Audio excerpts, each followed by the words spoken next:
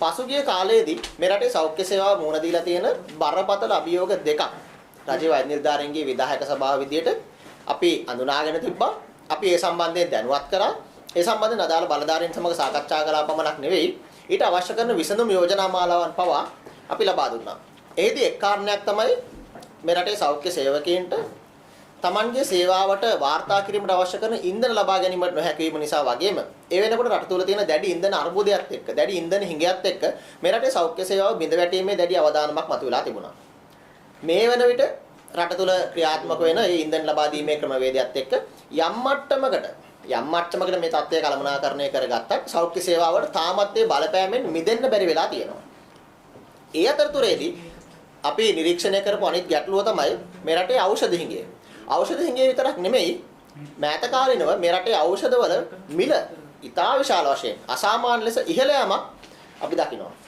මේ කාරණා දෙකත් එක්ක මේ රටේ සෞඛ්‍ය සේවාව අඛණ්ඩව ගුණාත්මකව පවත්වාගෙන යාමේ ඒ තුළ මේ රටේ ජනතාවගේ ජීවත් වීමේ අයිතිය රැකගැනීමේ වගකීම දැඩි අවධානමකට දැඩි අභියෝගයකට ලක් වෙලා තියෙනවා.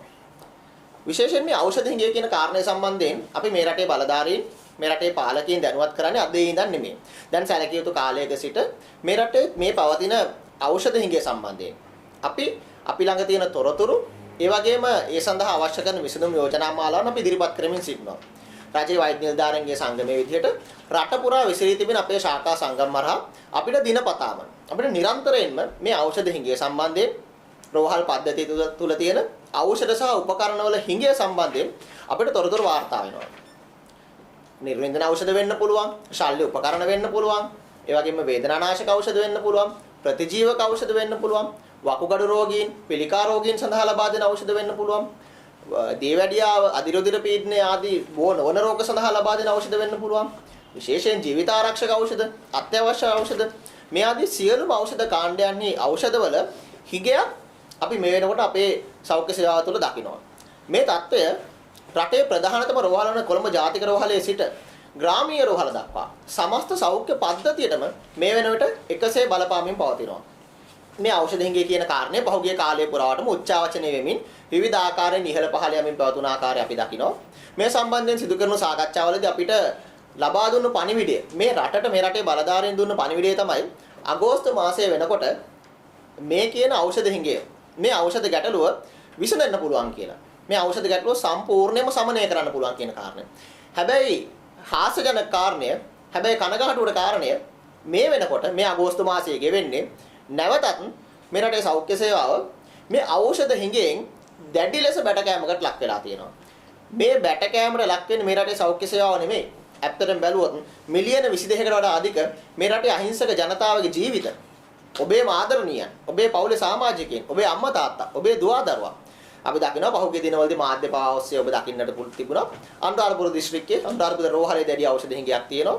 අනුරාධපුර විතරක් නෙමෙයි. අපි කිව්වා වගේ මේ රටේ සියලුම රෝහල් වල සෞඛ්‍ය පද්ධතියේ සියලුම ස්තරයන්ට මේ ඖෂධ හිඟය මේ වෙනකොට බලපාමින් තියෙනවා. මේ සම්බන්ධයෙන් විවිධ පාර්ශ්ව සමග සාකච්ඡා කරනකොට, සංනිවේදනය කරනකොට ඒට විවිධාකාර හේතු නොවුන් ඉදිරිපත් කරනවා. මේ ගැටලුව සම්බන්ධයෙන් පහුගිය දිනවලදී අපි දැක්ක විගණකාධිපති වාර්තාවක් නිකුත් වෙනවා. ඒ වගේම පාර්ලිමේන්තුවේ රාජ්‍ය ගිණුම්කාරක සභාවේදී මේ සම්බන්ධයෙන් විශාල සාකච්ඡාවක්, ඒ වගේම දැඩි විවේචන ඉදිරිපත් වෙන ආකාරය අපි දකිනවා. ඒ වගේම මහ බැංකුවත් සමග මුදල් අමාත්‍යාංශයත් සමග රජයේ වෛද්‍ය නිලධාරීන්ගේ සංගමය මගින් පැවැත් වූ සාකච්ඡාවකදී ඔවුන් විසින් දැනුවත් කරන කාරණේ තමයි මේ ඖෂධ ගෙන්වීම සඳහා අවශ්‍ය කරන අරමුදල් සම්පාදනයේදී ඔවුන්ට ගැටලුවක් නොමැති බව. ඒ අවශ්‍ය අරමුදල් ප්‍රතිපාදන ලබා දෙන්න ඔවුන් ඕනෑම මොහොතක ඒ ප්‍රමුඛතාවය ලබා දීමට සූදානම්. ඒ අරමුදල් ඔවුන් සතුව තිබෙන බව. නමුත් එහෙම තිබියදී මේ වෙනකොට මේ රට තුළ මේ ඖෂධ හිඟය නැවතත් බොහොම උග්‍ර තත්යකට පැමිණලා තියෙනවා. මේ සියලු කරුණාකාරණා නිරීක්ෂණය කරනකොට අපි දැකපු කාරණේ තමයි මේ ඖෂධ හිඟයට හේතු වෙලා තියෙන මූලික වෙලා තියෙන කරුණාකාරණා කීපයක් තියෙනවා. මේ කරුණාකාරණා සියල්ලම එකතුවක් විදිහට තමයි අද වෙන විට මේ ඖෂධ හිඟය මේ සෞඛ්‍ය පද්ධතියට දරාගත නොහැකි මට්ටමකට ඇවිල්ලා තියෙනවා. එහිදී අපි දකිනවා මේ ඖෂධ මේ රටට සැපයීමේදී, මේ ඖෂධ මේ රටට ගෙන්වීමේදී, නැත්නම් ඖෂධ නිෂ්පාදනයේදී ඒ අදාළ පාර්ශව අතර නිසි සම්බන්ධීකරණයක් අපි දකින්නේ. මේ ඖෂධ නිෂ්පාදනය, ඖෂධවල තත්ත්වය තහවුරු කිරීම, ඖෂධ වලට අවශ්‍ය ඒ ලියාපදිංචිය ලබා දීම, ඖෂධ ගෙන්වීමට අදාළ පාර්ශව රාජ්‍ය ආයතන වගේම පෞද්ගලික සැපයුම් කරන අතර ඒ නිසි සම්බන්ධීකරණයක් අපි දකින්නේ නැහැ. ඒ වගේම මේ කාරණේ සම්බන්ධයෙන් ඖෂධ තොග කළමනාකරණය සම්බන්ධයෙන් අවශ්‍ය දත්ත පද්ධතිය, පරිගණක දත්ත පද්ධතිය, ඒ ඔන්ලයින් සිස්ටම් එක ගැන පහුගිය දවස්වල රාජ්‍ය ගිණුම්කාරක සභාවේදී විශාල වශයෙන් සාකච්ඡා වුණා. රට තුළ විශාල ආందోලනයක් මතු කරා මේ කාරණේ. මේ පරිගණක පද්ධතිය අදට කාර්යක්ෂමව ක්‍රියාත්මක වෙන්නේ නැහැ. ඒ වගේම තමයි ඖෂධ මිලදී ගැනීම සම්බන්ධයෙන් ඒ ප්‍රසම්පාදන ක්‍රියාවලියේදී ඒ නිශ්චිත කාලරාමුවට අනුගත වෙලා නිශ්චිත කාලරාමුව අනුගමනය කරමින් කටයුතු සිද්ධ වෙන්නේ මේ කාරණා මේ ප්‍රසම්පාදන ක්‍රියාවලිය දිගින් දිගටම කාලගත කරමින් කල් මරමින් ඇදී යනවා. ඒ නිසා වහාම මේ ප්‍රසම්පාදන ක්‍රියාවලිය කාර්යක්ෂම නොවීම තුළ මේ රටේ ඖෂධ හිඟයට දැඩි බලපෑමක් වෙලා තියෙනවා. ඒ වගේම තමයි ඖෂධ සැපයුම් කරුවන්ට ලබා දිය යුතු ගෙවීම් ඒ ගෙවීම් නිසකලට සිදු නොකිරීම නිසා මේ රට ඖෂධ සැපයුම් කරුවන් Tamanගේ සැපයුම් වලින් ඉවත් වෙලා තියෙනවා. වුණ ඖෂධ සැපයුම් සිදු කිරීම ප්‍රතික්ෂේප කරලා තියෙනවා. ඉන්ධන ගැටලුවේදී වගේම තමයි ඖෂධත් ඒ ගැටලුවම එලෙසින්ම පවතිනවා. නමුත් අපි විශ්වාස කරනවා ඉන්ධන වලටත් වඩා මේ රටේ ඖෂධ ටික ජනතාවට ලැබෙන එක අතිශයින් වැදගත්. මොකද ජනතාවගේ ජීවත් වීමේ අයිතිය රඳා පවතින්නේ මත. ඒ විතරක් නෙවෙයි මේ ඖෂධ නිෂ්පාදනයේදී ඖෂධ ප්‍රවාහනයේදී සමහර කාරණා තියෙන අපිට පාලනය කිරීමට නොහැකි. විදේශ විනිමය අර්බුදය වෙන්න පුළුවන්. රුපියල අප්‍රමාණ වීම වෙන්න පුළුවන්. ඉන්ධන අර්බුදයත් එක්ක ඇතිවෙච්ච ප්‍රවාහන ගැටලු. විශේෂයෙන් කොවිඩ් වසංගතයත් එක්ක ලෝකයේ ඇතිවෙච්ච නිෂ්පාදන ගැටලු ප්‍රමාද වීම, ප්‍රවාහනයේ ප්‍රමාද වීම මේ සියල්ලත් එක්ක මේ රටේ ඖෂධ හිඟයට බලපෑමක් ඇති කරලා තියෙනවා. ඒ වගේම අපි දන්නවා මේ රටේ ඖෂධ මාෆියාවක් ගැන අපි හැමදාම කතා කරනවා. අපි බොහොම ආඩම්බරෙන් කතා කරනවා ජාතික ඖෂධ ප්‍රතිපත්තිය ගැන. සේනක විබිලි ඖෂධ ප්‍රතිපත්තිය ගැන. ලෝකයට ජාතික ඖෂධ ප්‍රතිපත්තියක් දායාද කරන්න මුල්ුණු රටක් විදිහට තාමත් මේ රටේ ඖෂධ මාෆියාව මැඩලන්නට අපි නොහැකි වෙලා තියෙනවා. දිගින් දිගටම මේ ඖෂධ ක්ෂේත්‍රයේ තියෙන අක්‍රමිකතා, දූෂිත ගනුදෙනු, විෂමාචාර ගැන අපි කතා කරනවා. මේවට තාමත් වැටබැඳින නොහැකි වීම, මේවා තාමත් සම්පූර්ණයෙන් দমনය කරන්න නොහැකි වීමත් මේ ඖෂධ හිඟයට දැඩි හේතුවක් බාටපත් වෙලා තියෙනවා. මේ මොන කරුණු කාරණා තිබ්බත් අවසානයේදී මේ කරුණු කාරණා වලින් විඳවන්නේ, මේ කරුණු කාරණා වලින් ඒ විපාක විඳින්නේ මේ රටේ අහිංසක ජනතාව. අවදාහරණයටපත් වෙන්නේ මේ රටේ අහිංසක ජනතාවගේ ජීවිත. රෝහල් තුල ඖෂධ නොමැති වීම නිසා මේ රටේ ජනතාවගේ ජීවිත අවදාහරණයට ලක් වෙනවා වගේම තමයි. මේ රෝහල් තුල නොමැති ඖෂධ මේ රටේ ජනතාවට බාහිරින් පෞද්ගලික අංශයෙන් මිලට ගන්න සිද්ධ වෙලා තියෙනවා. නමුත් අවාසනාවන්ත කාරණේ අපි දකිනවා පෞද්ගලික අංශය තුල මේ කියන ඖෂධවල මිල ගෙවුණු මාස කිහිපය තුලදී 200කින් සමහරවිට 300කින් ඉහළට ගිහිලා තියෙනවා.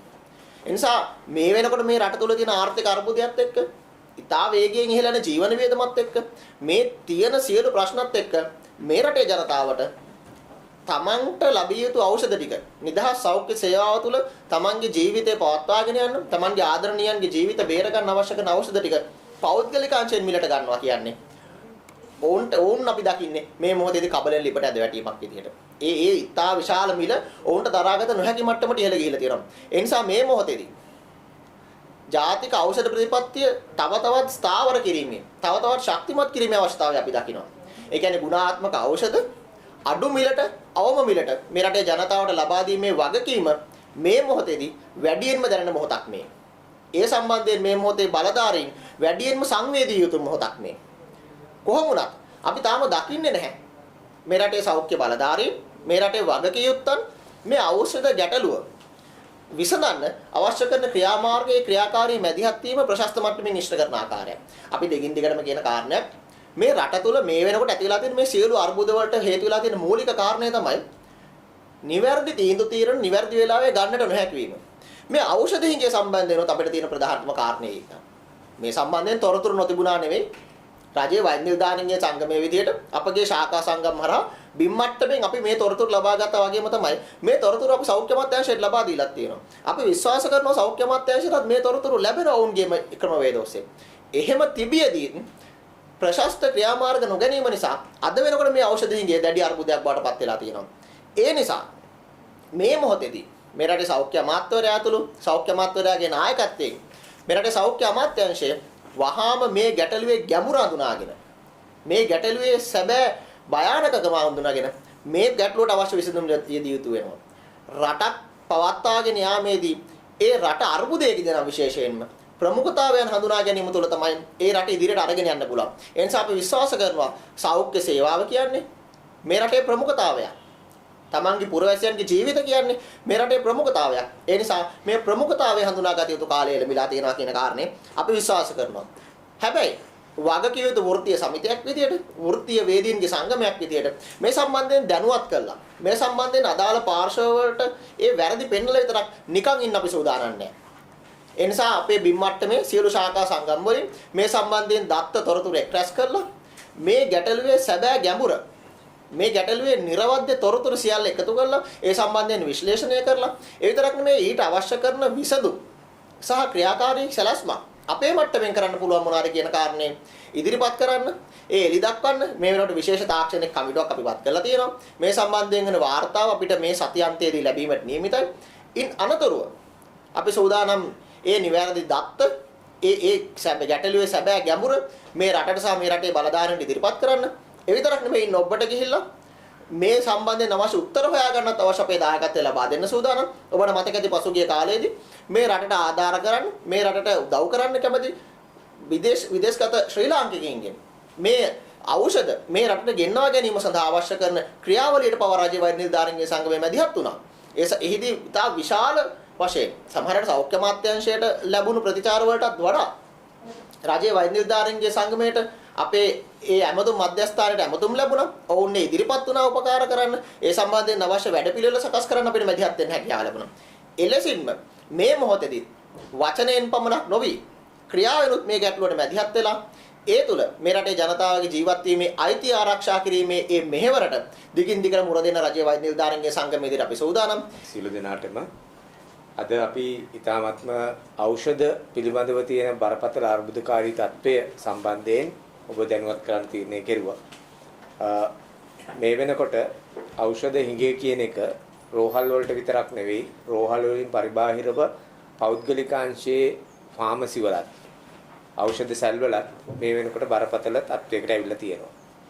ප්‍රතිජීවක ඖෂධ වල ඉඳලා ඖෂධ වර්ග බොහොමයක් මේ වෙනකොට රෝහල් වල හිඟවෙමින් පවතිනවා සහ සමහර රෝහල් වල සමහර ඖෂධ වර්ග නොමැති වෙලා තියෙනවා.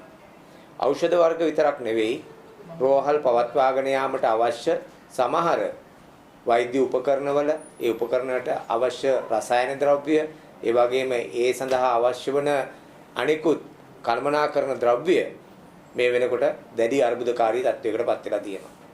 උදාහරණයක් හැටියට ගත්තාම මේ වෙනකොට සමහර උපකරණවල නඩත්තු කිරීමේ කටයුතු පවා අත්හැර දමා තියෙන බව අපිට දැනගන්න තියෙන කාරණාව. ඒකෙන් අපි බලාපොරොත්තු වෙන්නේ, ඒ හරහා අපි බලාපොරොත්තු වෙන්නේ මේ රටේ ජනතාවගේ අයිතිය ඊ타මත්ම සාධාරණ අයිතියක් වෙච්ච සෞඛ්‍ය ක්‍රමවත් සෞඛ්‍යයක් පවත්වාගෙන යාම සඳහා ඔවුන්ට තියෙන අයිතිය නොමැති වීම. ජනතාවට අයිතියක් තියෙනවා තමාගේ සෞඛ්‍ය පිළිබඳව එක්කෝ රෝහලකින් නැත්නම් පෞද්ගලිකාංශයෙන් ඔවුන්ගේ සෞඛ්‍ය රැක ගැනීම සඳහා අවශ්‍ය ක්‍රමවේද සැලසීම. හැබැයි මේ වෙන විට රාජ්‍යයත් සෞඛ්‍ය අමාත්‍යාංශයත් අපොහසත් වෙලා තියෙනවා මේ ක්‍රමවේදය සැලසුම් සහගතව ඉදිරියට ගෙනියන්න.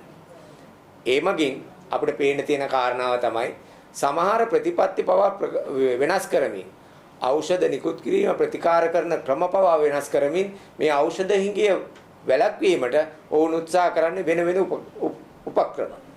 ඖෂධ කරන ක්‍රමවේදයන් වෙනස් කරන්න උත්සාහ ප්‍රතිකාර කරන ක්‍රමවේදයන් වෙනස් කරන්න උත්සාහ කරනවා.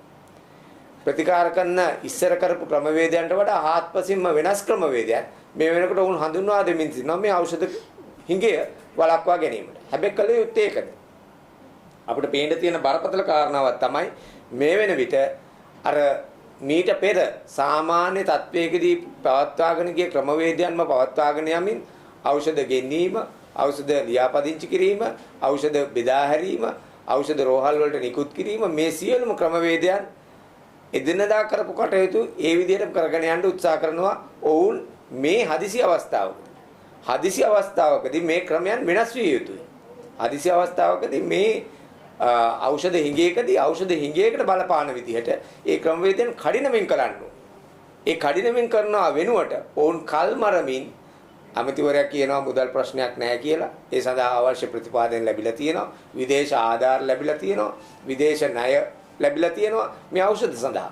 හැබැයි අපිට පේන්න තියෙන කාරණාවක් තමයි ඔවුන් සැලසුම් කරගත් පරිදි අගෝස්තු මාසයේ වෙන විට මේ ඖෂධ හිඟය කියන එක නැති වෙලා ගිහිල්ලා නැත්නම් සාමාන්‍ය තත්ත්වයටපත් වෙලා නැහැ. ඒ වෙනුවට බරපතල තත්ත්වයක් ඉදිරියේදී උදා වෙමින් පවතිනවා. ඒක අපි කිසිසේත්ම අනුමත කරන්නේවත් ඒක පිළිගන්නවත් සූදානමක් නැහැ. ඖෂධ සඳහා අවශ්‍ය මුදල් ප්‍රතිපාදන තිබෙනවා නම් ඖෂධ සඳහා අවශ්‍ය අනිකුත් ලැබිය යුතු සහයෝගය ලැබිලා තියෙනවා නම් විදේශ රටවල් වලින් අපේ රටේ නිෂ්පාදනය කරන්නේ නැති ඒවා පවා. එහෙනම් මේකේ ක්‍රමවේදයන් වල බරපතල අර්බුදයක් තියෙනවා. ඉතින් ඒකට වක් කියන්න ඕනේ කවුද? මේ වෙනකොට අපිට පේන්න තියෙන කාරණාව තමයි සෞඛ්‍ය අමාත්‍යාංශයේ කිසිදු මේ සම්බන්ධයෙන් ප්‍රකාශයක් නොකර ඔවුන් මුනිවත රැකමින් ඉන්නවා. මේ මුනිවත රැකීම හරහා සිද්ධ වෙන්නේ මේ රටේ ජනතාවට ඒ ජනතාවගේ සෞඛ්‍ය අයිතිවාසිකම සම්පූර්ණයෙන් අහෝසි වෙලා යන එක. මේ වෙනකොට රෝහල් පද්ධතියේ බරපතල ලෙස සමහර ඖෂධ හිඟයන් පවතිනවා. රෝහල් වල ඖෂධ නිකුත් කෙරුවේ ඉස්සර මාසයකට සෑහෙන්නට මේ වෙනකොට සතියකට තමයි ඖෂධ නිකුත් කරන්නේ. ප්‍රවාහන අර්බුදයක් තියේදී ප්‍රවාහන පහසුකම් වල ප්‍රශ්න තියේදී රෝගීන් ඊටාම අසරණ වෙලා ඉඳිද්දී මේ ඖෂධ නිකුත් කරන ක්‍රමවේදයන් ඖෂධ ඊටාමත් සුළු ප්‍රමාණයෙන් නිකුත් කිරීම ඒ වගේම ඖෂධ පිට ෆාමසි වලට නැත්නම් ඖෂධහල් වලට නිකුත් කරන්න කියලා තුන්ඩු නිකුත් කිරීම හරහා ඕන් ඊටාමත්ම දැඩිව අසරණ වෙලා තියෙනවා. උදාහරණයක් හැටියට ගත්තොත් ජාතික අක්ෂරෝහලේ මේ වෙනකොට සමහර ඖෂධ වර්ග සම්පූර්ණයෙන්ම නැහැ. සම්පූර්ණයෙන්ම හිඟයි. සම්පූර්ණයෙන්ම රෝහලේ නිකුත් කරන්න නොහැකි තත්වයකටපත් වෙලා තියෙනවා. එක ඖෂධයක මිල සාමාන්‍ය රුපියල් 5000ක් විතර වෙනවා. ඒ වගේ ඖෂධ වර්ග දෙකක් නිකුත් කෙරුවොත් මාසෙකට ඕන රුපියල් 10000ක් වගේ මුදලක් මේ සඳහා වැය කරන්න සිද්ධ වෙනවා. මේ අවස්ථාවේදී ඔවුන් ඒ මාසික මුදලක් වැය කරන්න තරම් වත්කමක් නැති පුද්ගලයෝ තමයි රෝහල් වලට බොහෝ වෙලාවට පැමිණෙන්නේ. ඒ හරහා ඔවුන් සම්පූර්ණයෙන්ම අන්ධ වෙන්න නැත්නම් ඔවුන්ගේ ඇස්පිනීම සම්පූර්ණයෙන් නැති වෙන්න හැකියාවක් තියෙනවා. ඉතින් මෙවැනි කාරණා ඊටම සංවේදී කාරණා සම්බන්ධයෙන් මම හිතන්නේ සෞඛ්‍ය අමාත්‍යවරයා ඒ වගේම සෞඛ්‍ය අමාත්‍යාංශයේ නිලධාරීන් මීට වඩා සංවේදී විය යුතුයි. එහෙම සංවේදී වුණේ නැත්නම් අපිට මේ සෞඛ්‍ය සේවාව ඉදිරියේදී පවත්වාගෙන යන්න බැරි වෙයි. ඒ වගේම ඒ සඳහා අවශ්‍ය ක්‍රමවේදයන් සැලසුම් කරන්න ඕනේ. ඒ ක්‍රමවේදයන් වලට අනුගත වෙන්න ඕනේ. මේ සමහර නිලධාරීන්ගේ අක්‍රමිකතා හින්දා සමහර නිලධාරීන්ගේ දූෂණ ක්‍රියාවලීන් හින්දා මේ ඖෂධ නිකුත් කිරීම නැත්නම් මේ ඖෂධ ලබා ගැනීම ප්‍රමාද වෙනවා නම් මුළු සමස්ත සෞඛ්‍ය පද්ධතියම කඩාගෙන වැටෙනවා. ඒකට වෛද්‍යවරුන්ට කළ හැකි දෙයක් නැහැ. රාජ්‍ය වෛද්‍ය නිලධාරීන්ගේ සංගමයේ මේ පෙනී හිටින්නේ ජනතාව වෙනුවෙන්. මේක වෛද්‍යවරුන්ගේ අයිතිවාසිකමක් වෙනුවෙන් නෙවෙයි. ජනතාව වෙනුවෙන් පෙනී හිටින දෙයට අපි ඉතාමත් ඕනෑකමින් ඉල්ලා සිටිනවා සෞඛ්‍ය අමාත්‍යාංශය ඒ වගේම සෞඛ්‍ය අමාත්‍යවරයා මේකට කන් දෙයි කියන. ඒ වගේම මේ අමාත්‍යාංශ වල තියෙන දුර්වලතා ඉදිරි සති කිහිපෙදී මගහරවා ගත්තේ නැත්නම් ඒකට වන්දි ගවන්න වෙන්නේ ජනතාවට ජීවිතවලේ. ඒ හින්දා ඉතාමත්ම බරපතල ලෙස අපි මේ වෙලාවේ සෞඛ්‍ය අමාත්‍යාංශයෙන් ඒ වගේම රජයෙන් ඉල්ලා සිටිනවා මේකට ප්‍රමාණවත් මැදිහත් වීමක් කරන්න. ඉන්ධන අර්බුදේ විතරක් නෙවෙයි රටට වැදගත් වෙන්නේ මේ සෞඛ්‍ය සඳහා තියෙන මේ බරපතල අර්බුදයට මැදිහත් වුණේ නැත්නම් ඉදිරියේදී අපි ඉතාමත්ම අසරණ වෙනවා. ඒ හින්දා රාජ්‍ය වෛද්‍ය නිලධාරීන්ගේ සංගමයේ මේ සම්බන්ධයෙන් ගත හැකි උපරිම ක්‍රියාවලියක් ගත හැකි දිය හැකි පිළිතුරු හොයන්න පුළුවන් උපරිම ක්‍රියාවලියකට මේ වෙලාව අනුගත වෙලා තිනවා. ඒ සඳහා කමිටුවක් පත් කරලා තියෙනවා. තොරතුරු රැස් කරලා ඒ අදාළ ඒ තොරතුරු අනුව ඉදිරියේදී අපි සැලැස්මක් ඉදිරිපත් කිරීමට නියමිතයි. අපි හිතනවා මේ වෘත්තීය සමිතියක් හැටියට අපි රට වෙනුවෙන් කරන ක්‍රියාවලිය සෞඛ්‍ය අමාත්‍යාංශය හැටියට කළ යුතුයි. ඉතින් සෞඛ්‍ය අමාත්‍යාංශය මේ වෙලාවේ නිද්‍රාශීලී පිළිවෙතක් නම් රකින්නේ ඒ විදිහට නම් හැසිරෙන්නේ අපේ ඉදිරියේදී මීට වඩා බරපතල ලෙස මේකට මැදිහත් වීමක් කරන්න සිද්ධ වේවි. පහුගිය කාලේ තුන රාජ්‍ය වෛද්‍යාලය සංගම විදිහට මේ විගණකාධිපති වාර්තා අරගෙන ජනාධිපති කමිෂන් සභාවලට ගියා. ජනාධිපති කමිෂන් සභාවලදී වාර්තා එළියට ගත්තා. ඒ වාර්තාවලදී යම් යම් පුද්ගලයන්ගේ නම් වලින් පැහැදිලිවම කිව්වා දඬු නීති සංග්‍රහය යටතේ එයාට විරුද්ධව කටයුතු කරන්න කියලා. නීත්‍යානුකූල පියවර ගන්න කියලා. අල්ලස් පනත යටතේ එයාට විරුද්ධව ක්‍රියා කරන්න කියලා. නමුත් රජයන් මාරු වුණා ගත්ත තීරණයක් නැහැ. ඒ නිසා ඊටාම පැහැදිලිව මේ සියල්ල හරහා නැවත අපිට තව අවුරුදු 10ක් ගිහිල්ලා මේ ප්‍රශ්නේ කතා කර කර ඉන්න තැනට තමයි අද තියෙන මේ තත්ත්වයත් එක්ක අපිට යන්න වෙන්නේ. අද දවසේ අපි මේක හරි විදිහට සබුද්ධිකව තේරුම් ගත්තේ නැත්තම් සාමාන්‍යයෙන් විගණකාධිපතිවරයාගේ වාර්තාව පෙන්නලා දෙනවා 2022 මැයි මාසේ නිකුත් වෙච්ච ලංකාවේ සාමාන්‍යයෙන් ඖෂධ මිලදී ගැනීම සඳහා මේ සමස්ත ඖෂධ ප්‍රමාණය මිලදී ගැනීම සඳහා රුපියල් බිලියන 80කට ආසන්න ප්‍රමාණයක් වාර්ෂිකව වැය වෙනවා. ඒ කියන්නේ 2020 අවුරුද්දේ බිලියන 83.5ක් ගිහිලා තියෙනවා. 2021 කොවිඩ් එක සහ ඊට අමතරව විදේශ ආධාර ලැබුණා. මිනිස්සු රෝහල් වලට එන එක අඩු වුණා මේ සීනු තත්ත්වයන් එක්ක බිලියන 73.5ක් ගිහිලා තියෙනවා. දල වශයෙන් කියන්නේ කාර්තුවකට ඒ කියන්නේ මාස 3කට රුපියල් බිලියන 20ක ලංකාවට ගෙන්නන්න ඕනේ ඖෂධ. මේවා කාගේ සල්ලිද? මේක මේ රටේ බදු ගෙවන ජනතාවගේ මුදල් තමයි පාවිච්චි කරන්නේ. මේ කවුරු මොන රජයේ තිබුණත් මොන බලධාරීන් හිටියත් මොන නිලධාරීන් හිටියත් පාවිච්චි කරන්නේ මේ රටේ බදු ගෙවන මේ අහිංසක මිනිස්සුන්ගේ සල්ලි ටික තමයි අපි මේ මිනිස්සුන්ටම සේවය දෙන්න මේ ඖෂධ ගෙන්නන්න පාවිච්චි කරන්නේ. ඒතකොට බිලියන 20ක කාර්තුවකට ඖෂධ ගෙන්නන්න ඕන මොහොතක 2022 පළවෙනි කාර්තුව ඇතුළත අපි ගෙන්නලා තියෙන්නේ ලංකාවට බිලියන 12ක නම් ඖෂධ. අනිවාර්යෙන් ඖෂධ හිඟයක් ඇති වෙන එක ගැන අපිට අමුතුවෙන් කතා කරන්න දෙයක් නැහැ. බිලියන 8ක සාමාන්‍ය විදිහට ගත්තොත් එහෙම ඖෂධ අඩුවෙන් තමයි ගහලා තියෙන්නේ. එහෙනම් මේක අද ඊයේ ප්‍රශ්නයක් නෙමෙයි. මේ ඊයේ ඕඩර් කරලා අද ගෙන්නන බේත් නෙමෙයි අපි මේ කතා කරන්නේ. සාමාන්‍යයෙන් අපි ගත්තාම රජයේ රෝහලකින් ඖෂධ ඇනෝම එන්නේ 2022ට ඕන කරන ඖෂධ ඇස්තමේන්තු සකස් කරලා මධ්‍යම ඖෂධ ගබඩා වලට සෞඛ්‍ය අමාත්‍යාංශයට මධ්‍යම මට්ටමට මේ තොරතුරු එන්නේ ඊට කලින් අවුරුද්දේ ඔක්තෝබර් 31 වෙනිදාට කලින්. එතකොට මේ එදා ඉඳන් මේ දක්වා ක්‍රියාත්මක වීමේ තිබිච්ච අකාර්යක්ෂමතාවන් සමහර හේතු අපේ පාලනයෙන් තොර වෙන්න පුළුවන්. ඊට අමතරව තව ප්‍රධාන හේතුවක් තමයි මේ අදත් එල්ල වෙලා තියෙන එදත් තිබිච්ච දූෂණ අක්‍රමිකතාව මේ ගනුදෙනු. ඒතර ඊටාම් පැහැදිලිව අපි ගත්තාම අද දවසේ තියෙන තත්ත්වය මේ විගණකාධිපති වාර්තාව අන්තිම නිකුත් වෙලා තියෙන මැයි 13 වෙනිදා වෙනකොට තිබිච්ච තත්ත්වය ඖෂධ සම්බන්ධයෙන් ගත්තාම ජීවිත ආරක්ෂක ඖෂධ වෙන්න පුළුවන්, අත්‍යවශ්‍ය ඖෂධ වෙන්න පුළුවන්, අත්‍යවශ්‍ය නොවන ඖෂධ වෙන්න පුළුවන්. මේ සියල්ලම ගත්තාම 1146ක් තියෙනවා ඖෂධ. මේකෙන් 311ක තොග ඒ වෙනකොට මධ්‍යම ඖෂධ ගබඩාවේ තිබුණේ නැහැ. ඒ කියන්නේ දල වශයෙන් ගත්තාම ఔෂධ වලින් 127ක් අඩුම ගානේ මධ්‍යම ඖෂධ ගබඩාවෙත් නැහැ මැයි 13 වෙනිදා වෙනකොට. ඊළඟ සර්ජිකල් අයිටම්ස් ගත්තාම 8648න් 156.4 කියන්නේ 5000කට ආසන්න ප්‍රමාණයක් මධ්‍යම ඖෂධ ගබඩාවෙන් නැහැ. ලැබ් අයිටම්ස් ගත්තාම 3900කට ආසන්න ප්‍රමාණයක් 121.8 මධ්‍යම ඖෂධ ගබඩාවෙන් නැහැ.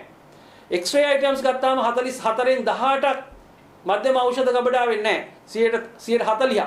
ඒතර මෙහෙම අපේ සෞඛ්‍ය පද්ධතියේ මේ තත්ත්වෙන් තියෙන එක ගැන අපි සතුටු වෙන්න ඕන. මේ වගේ ඖෂධ හිඟයක් තියෙද්දි අපේ වෛද්‍යවරු තුළ කාර්ය මණ්ඩලයේ ආදේශක හොයාගෙන විකල්ප හොයාගෙන මේ තියෙන තත්ත්වයන් කළමනාකරණය කර ගැනීම නිසා තමයි අදට ස්පිරිතාලයකට ගියාට පස්සේ ඖෂධ නැහැ කියන හේතුව නිසා මැරෙන්නේ නැති තත්ත්වයකට රටපත් වෙලා තියෙන මේ සෞඛ්‍ය පද්ධතිය අපිට පවත්වාගෙන යන්න පුළුවන් වෙලා තියෙනවා. තාමත් මිනිස්සුන්ගේ බහුතරයේ විශ්වාසී සෞඛ්‍ය පද්ධතිය තියාගන්න පුළුවන් වෙලා තියෙන්නේ මෙච්චර අඩුපාඩු තියෙද්දි. මෙච්චර හිතලා මතල හෝ අකාර්යක්ෂමතාවය නිසා හෝ ඇතිවෙච්ච අඩුපාඩුත් එක්ක. ඒ නිසා ඊටාම පැහැදිලිව අපි මෙන්න මේ කියන කාරණා තේරුම් ගන්න කියනවා. විශේෂයෙන් ඔඩිටර් ජෙනරල් රිපෝට් එක අධ්‍යයනය කරන්න කියලා අපි බලධාරීන්ට කියනවා.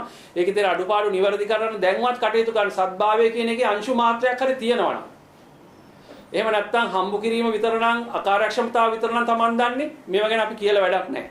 නමුත් සත්භාවය කියන එක යන්තම් හරි ගෑවිලා තියෙනවනම් මේ ප්‍රශ්නේ විසඳන්න ඕන කියන එක ගැන යම් හැඟීමක් තියෙනවනම් කරුණාකරලා අපි ඉල්ලනවා බලධාරීන්ගෙන් මේ ඔඩිටර් ජෙනරල් රිපෝට් අධ්‍යයනය කරන්න විගණකාධිපති වාර්තා අධ්‍යයනය කරන්න. ඒ හරහා දීලා තියෙන නිර්දේශ බලන්න. ඒ හරහා පෙන්නලා තියෙන දේ බලන්න. දැන් මේ මෙතන එක වතාවක ප්‍රශ්නේ කිව්වා ආර්ථික අර්බුදේ ඊළඟ වතාවේ දැන් අනුරාධපුර රෝහලේ ප්‍රශ්න එනකොට කියනවා ප්‍රවාහන ගැටලු නිසා. නමුත් ඇත්ත කතාව ඒක නෙමෙයි කියලා අපි හැමෝම දන්නවා. දැන් ඔඩිටර් ජෙනරල් ඊටාම පැහැදිලිව කියනවා ප්‍රධාන කාරණා 4ක් මොනවද මේ ප්‍රශ්නෙට මුල් වෙන්නේ කියලා. පළවෙනි එක යා කියනවා වාර්තාව හරහා poorly maintained computer system. මේක මං හිතන්නේ අපේ මාධ්‍ය ප්‍රකාශකතුමා කිව්වා පාර්ලිමේන්තුවේ කමිටු හරහාත් මේක හෙළිදරව් වුණා. මිලියන ගාණක් වියදම් කළා අවුට්කම් එක කොච්චරද කියලා අපි දන්නවා. ඒ හින්දා මේ නිසි ලෙස නඩත්තු නොවිච්ච පරිගණක පද්ධතිය එහෙම නැත්නම් මේ සියල්ල සිද්ධ වෙන්නේ පරිගණක පද්ධතියෙන් නම් මේ ඕඩර් කිරීම ඇතුළුව මේ සියල්ල ඒක ප්‍රධාන වශයෙන්ම හේතු වෙලා තියෙනවා මේ தත්ත්වය සඳහා. ඊළඟට අනිත් කාරණේ තමයි හරි සම්බන්ධීකරණයක් නැතිවීම. දැන් මෙතන ප්‍රධාන පාර්ශ්ව කරුණු 6 දෙනෙක් ඉන්නවා මේ ඖෂධ ගෙන්වීමේ ක්‍රියාවලිය තුළ ඖෂධ ජනතාවට ලැබෙනකම්. පර්යන්තේ තියෙන රෝහලේ ඉන්නවා. ඒ රෝහලෙන් එන ඇස්තමේන්තු ටික සෞඛ්‍ය අමාත්‍යාංශයට එනවා. සෞඛ්‍ය අමාත්‍යාංශයේදී ඒක ප්‍රොසෙස් කරලා ඉවරලා ඒක සකස් කරලා ඉවරලා මධ්‍යම ඖෂධ ගබඩාවට යවනවා. මධ්‍යම ඖෂධ ගබඩාවෙන් අපේ රට ඇතුලේ බේත් නම් SPMC එක තියෙන රාජ්‍ය ඖෂධ නීතිගත සංස්ථාව. පිට රටින් ගෙන්නන බේත් අපිට තියෙනවා නම් ඒක SPC එකට යනවා. එහෙම නැත්නම් ඖෂධ සංස්ථාවට යනවා. ඊට අමතරව මේ සියල්ල ලියාපදිංචි කිරීම සහ නියාමනයේ quality assurance සියල්ල සම්බන්ධයෙන් වගකීමක් තියෙනවා NMR එකට. මේ ආයතන එකට එකක් දන්නේ නැත්නම් තමන් මොකද්ද කරන්නේ කියලා මේවා අතර හරි සම්බන්ධීකරණයක් නැත්නම් රෝගී ජනතාවට මොකද්ද වෙන්නේ කියන එක ගැන අපිට අමුතුවෙන් අහන්න දෙයක් නැහැ. SPC එක දන්නේ නැත්නම් SPMC එක මොකද්ද කරන්නේ කියලා. SPMC එක දන්නේ නැත්නම් SPC එක මොනවද ඕඩර් කරලා තියෙන්නේ ඊළඟ අවුරුද්දේ අපේ සැලසුම් කොහොමද හදන්න ඕනේ කියලා. MSD එක දන්නේ නැත්නම් මේ දෙකේම ක්‍රියාකාරීත්වය මොකද්ද කියලා. කම්පියුටර් සිස්ටම් හැදුවට hard copies නැතුව SPC එක ඕඩර් එක ප්ලේස් කරන්නේ නැත්නම් මෙතන ලොකු ප්‍රශ්නයක් තියෙනවා. අවසානයේදී මේ කාලය වැයවීම හරහා බෙහෙත් වල හිඟයක් තමයි ඇති වෙන්නේ. මේ ප්‍රශ්න ගැන අපි ටිකක් සැලකිල්ලෙන් කතා කරන්න ඕන හේතු කිහිපයක් නිසා. මොකද මේ ඖෂධ මාෆියාවක් ගැන අපි හැමදාම කතා කරනවා. අපේ රටේ විතරක් නෙමෙයි අනිත් රටවල් වලත් ඖෂධ මාෆියාවක් ගැන කතා කරනවා. සමහර විට අපි බොහොම සත්භාවයෙන් මේක කතා කළාට අපේ ස්පිරිතාලයට ඇවිල්ලා ලෙඩ්ඩු බේත් නැතුව හැරිලා යනවා බලන් ඉන්න බැරි තැන අපි මේක කතා කළාට අපේ පද්ධතිය බිඳ වැටෙන්න දෙන්නේ නැතුව රැක ගන්න ඕන කියන මානසිකත්වයෙන් අපි කතා කළාට ඖෂධ මාෆියාවේ සමහර විට හිත යට තියෙන අපේක්ෂාව තමයි අපි මේ එළියට ඇවිල්ලා මේ කියන දේෙන් ඒ අය අපේක්ෂා කරන්නේ. ඒ අය මෙතනින් එහාට දැන් රට තුල මතයක් හැදෙනවා මේ බේත් ටික අපි කොහොම හරි ගෙන්නන්න ඕන කියලා. ඒතොර එතෙන්ටි හදිසි මිලදී ගැනීම කියන කඩතුරාවට මුවා වෙලා තමයි මේ රටේ මේ දක්වා ඖෂධ ශාස්ත්‍රයේ වෙච්ච වංචා දූෂණ අක්‍රමිකතා වලින් අති බහුතරයක් සිද්ධ වෙලා තියෙන්නේ. විගණකාධිපති වාර්තා අරගෙන කියවන්න පහුගිය අවුරුදු 5 ඒ වාර්තා රහ පෙන්නලා දෙනවා 10 ගුණය සමහර වෙලාවට 20 ගුණයකට ඉහළ මිලකට හදිසි මිලදී ගැනීම හරහා රුපියල් 100 පැත්ත රුපියල් 1000ට මිලදී ගත්ත අවස්ථාව ගැන පහුගිය අවුරුදු 5 විගණකාධිපති වාර්තා අරගෙන කියවුවොත් එහෙම පේනවා. තාම නතර වෙලා නැහැ. රජයන් මාරු වෙනවා, ඇමතිවරු මාරු වෙනවා, නිලධාරීන් මාරු වෙනවා. නමුත් යාන්ත්‍රණය එහෙමම ක්‍රියාත්මක වෙනවා. ඒ නිසා අපි මේ මොන දේ කළත් අපි මේ පාවිච්චි කරන්නේ මහ ජනතාවගේ බදු මුදල් කියන සංකල්පයෙන් බැහැර වෙන්නේ නැතුව ජනතාවට සාධාරණීකරණය කරන්න පාරදෘශ්‍ය විදියට මේ ක්‍රියාවලිය ඉදිරියට යා යුතුයි කියලා අපි විශ්වාස කරනවා. එහෙම නැති වුණොත් අවසානයේදී අපිට කතා ටිකක් විතරයි ඉතුරු වෙන්නේ. ඒ නිසා අපි විශේෂයෙන් මෙන්න මේ කියන කාරණාත් එක්ක රෝහල් වල තියෙන තත්ත්වය කියලා මම ඉවර කරන්න. රෝහල් වල දැනට තියෙන තත්ත්වය තමයි අර කිව්ව විදියට බොහෝ ඖෂධ වල ඊටාම දැඩි හිඟයක් හෝ එහෙම නැත්නම් ඖෂධ නැති තත්ත්වයක් නිර්මාණය වෙලා තියෙනවා. අපි මේ පහුගිය මාස දෙක ඇතුළත දැකපු ප්‍රධාන කාරණයක් තමයි යම් බෙහෙත් ඊට පස්සේ ලැබුණා අපිට. ඒ බෙහෙත් අපි කළමනාකරණය කරගත්තා. ඒ මොක වුණා පොදු කාරණයක් අපි දැක්කා. ඒ තමයි කිසිදු අවස්ථාවක ප්‍රශස්ත තුග මධ්‍යම ඖෂධ ගබඩාවේ හෝ ප්‍රධාන රෝහල් වල හෝ පරයන්ති රෝහල් වල තිබුණේ නැහැ. ප්‍රශස්ත තුග තිබුණේ නැහැ. මධ්‍යම ඖෂධ ගබඩාවේ ප්‍රශස්ත තුග කියලා කියන්නේ අපි අඩුම ගානේ මාස 3ක ස්ටොක් එකක් තියෙන්න ඕන MSD එකේ. නමුත් මම දන්නේ ගොඩක් ඖෂධ වලට ගොඩක් ඖෂධ නැහැ. තියෙන ඖෂධත් මාසික ස්ටොක් එකක් තමයි ගොඩක් වෙලාවට තියෙන්නේ. ඒතකොට ඒක ප්‍රමාණවත් නැහැ රටේම පද්ධතිය හරියට කළමනාකරණය කරගන්න. ප්‍රධාන රෝහලක මාසික මාස දෙකක අතර ප්‍රමාණයක ඖෂධ තියෙන්න ඕන ප්‍රශස්ත තුග කළමනාකරණය. අඩුම ගානේ සති දෙකක බෙහෙත් නැහැ. ඒ නිසා මොකද්ද සිද්ධ වෙන කාරණේ? අපි පෙළඹෙනවා ඉබේම රෝගියාට මාසයකට බේත් වෙනුවට සති දෙකක බේත් දීලා සායනෙන් යවන්න. ඒ දෙන්නේ බේත් වලින් කොටසයි. මොකද බේත් වල කොටසක් නැහැ. අපි රෝගියෙකුට බේත් 5ක් දෙන්න ඕන නම් බේත් 2යි ස්පිරිතාලෙන් දෙන ඉතුරු 3 ෆාමසියෙන් ගන්න මිලදී ගන්න දෙනවා. එතකොට මොකද්ද වෙන ප්‍රශ්නේ? බෙහෙත් දෙන්නෙත් කෙටි කාලයකට මාසයකට දෙන්න ඕන බේත් සති දෙකකට දෙනවා. අනිත් පැත්තෙන් දෙන්නෙත් බේත් වලින් කොටසක්. එක පැත්තකින් මේ ප්‍රවාහන දුෂ්කරතා ප්‍රවාහන වල ප්‍රවාහන මිල ගණන් ඉහළ ගිහිලා තියෙන මට්ටමක අසරණ රෝගියෙක් සමහරවිට 3 විල්ලයක් පාවිච්චි කරලා ඉන්නේ. රුපියල් 500ක් 1000ක් නම් අද කලින් වියදම් කළේ අද රුපියල් 4000ක් 5000ක් වියදම් කරන්න වෙනවා. මාසෙට එකපාරක් ආපු එක දැන් මාසෙට දෙපාරක් එන්න වෙලා තියෙනවා. රෝගීන් කබලෙන් ලිපට වැටෙන තත්ත්වයට තමයිපත් වෙලා තියෙන්නේ. අනිත් පැත්තෙන් අර කලින් මේ බේත් නැතුව ගියාම අපි ෆාමසියට ලිව්වහම රුපියල් 2000 නම් මේ බේත් තුන ගන්න ගියේ අද ඒක රුපියල් 6000ක් විතර යනවා මේ බේත් තුන මිලදී ගන්න. ඒ කියන්නේ සමහර විට ඖෂධ මිල 100 ඉඳන් 300 දක්වා අතර පරාසයකින් වැඩි වෙලා තියෙනවා. මේක දරා ගන්න බෑ ජනතාවට. අපි දන්නවා පරිප්පු මිල වැඩි වුණාම මිනිස්සුන්ට පුළුවන් ඒ කාලේ පරිප්පු කන්න නැතුව ඉන්න. වෙන ආදේශකයක් පාවිච්චි කරන්න. එහෙම නැත්නම් කන ප්‍රමාණය අඩු කරන්න. නමුත් අපි දන්නවා මේ අත්‍යවශ්‍ය ජීවිත ආරක්ෂක ඖෂධ මිනිස්සුගේ ජීවිත රැඳිලා තියෙන්නේ මේ ඖෂධත් එක්ක. මේව අඩු කරන්න බෑ. දියවැඩියාව ලෙඩකට අපිට පෙත්ත ගානේ දවසට දෙපාරක් ගන්න කිව්වොත් එක වේලක් අරගෙන හරියන්නේ නැහැ බේත. දෙපාර ගන්න ඕනේ. එතකොට මේකට යන වියදම වැඩි වුණොත් එහෙම ජනතාව විවේම පෙළඹෙනවා. බෙහෙත් පාවිච්චියෙන් ඈත් වෙන්න. එහෙම නැත්නම් බෙහෙත් ගන්න ප්‍රමාණය අඩු කරන්න. ඒ හරහා දියවැඩියාව පාලනය තමයි අඩු වෙන්නේ. එහෙම නැත්නම් නතර වෙන්නේ. සංකූලතාව තමයි වැඩි වෙන්නේ. අවසානයේ මරණ වලින් තමයි කෙලවර වෙන්නේ. ඒ නිසා මෙන්න මේ කියන තත්ත්වයට අපි රජයේ විශේෂයෙන් යෝජනා කරන ඉදිරියේදී අපි මේක වාර්තාවත් එක්ක සවිස්තරාත්මකව දෙනවා. මේ සම්බන්ධ යම් සහනයක් ජනතාවට දෙන්න. දැන් ඉදිරියේ අතුරු ආයවැයක් එනවා. ඒ සියල්ල බලලා වෙලා මේ සම්පූර්ණ බරපැන මේ ඩොලර් එක වැඩි වීමට සාපේක්ෂව බෙහෙත් මිල වැඩි වීමේ සම්පූර්ණ බර ජනතාව පිට පටවන්නේ නැතුව අපි විශ්වාස කරනවා රජයේ මේකේ කොටසක් දැරිය යුතුමයි. එහෙම නැති වුණොත් අවසානයේදී මොකද මේක ජනතාවගේ ජීවත් වීමේ අයිතියත් එක්ක බැඳලා තියෙන දෙයක්. අපි විශ්වාස කරනවා වගකීම් යුතු රජයකට ජනතාවගේ ජීවත් වීමේ අයිතියට ගරු කරන්නේ නැතුව රජයකට පැවැත්මක් නැහැ. ඉස්සරහට යන්න බෑ. ඒ නිසා මේ රජයකට අත්හැල නොහැකි වගකීමක් තමයි අපි මේ මතක් කරන්නේ. නිසා කරුණාකරලා අපි යෝජනා කරනවා ඉදිරි ආයවැයි මේ බෙහෙත් වල විශේෂයෙන් මේ අත්‍යවශ්‍ය ඖෂධ සඳහා ඒ සහනයක් ලබා දෙන්න ජනතාවට.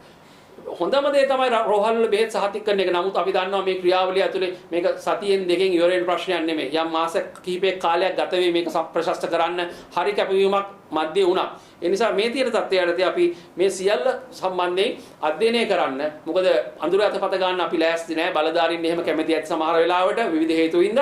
නමුත් අපි සංගමයක් විදිහට කැමති නෑ අඳුර අතපත ගන්න. ඒ නිසා අපි විශේෂයෙන්ම මේ සම්බන්ධ තාක්ෂණික කමිටුවක් මේ වෙනකොට පත් කරලා තියෙනවා. ඒ කමිටුව මේ වෙනකොට දිවයින පුරා රෝහල් වලින් සියලුම දත්ත අරගෙන අධ්‍යයනය කරමින් ඉන්නවා. මේකෙන් ගොඩ එන්නේ කොහොමද කියන එක සම්බන්ධයෙන්. මේකට මුල් වෙච්ච පසුබිම වර්තමානයේ තියෙන තත්ත්වය එතනින් එහාට ගිහිල්ලා මේකෙන් අපි ගොඩ එන්නේ කොහොමද මේකට විසඳුම් මොනවද කියලා සවිස්තරාත්මක වාර්තාවක් අපිට ලබන සතිය වෙනකොට ලබා දෙයි කියලා බලාපොරොත්තු වෙන කමිටුව හරහා ඒ ඇයට ඒ සම්බන්ධයෙන් දැනුම් දීලා තියෙනවා. ඒ වාර්තාව අපි එලි දක්වන්න බලාපොරොත්තු වෙනවා. ඒ හරහා අපි විශ්වාස කරනවා අඩුම ගානේ ඒ හරහා හෝ බලධාරීන්ගේ ඇස්සරිලා මේ රටේ ජනතාවට මුහුණ දෙන්න වෙලා තියෙනවා මේ අභියෝගාත්මක තත්වයට යම් සාධනීය පිළිතුරක් ඒ හරහායි කියලා සමස්ත ක්‍රියාවලියට කෙටි කාලින විසඳුම් වගේම දීර්ඝ කාලින විසඳුම් ඒ හරහා යෝජනා කරන්න අපි බලාපොරොත්තු වෙනවා මේ වාර්තාව හරහා. බොහෝ ස්තුතියි.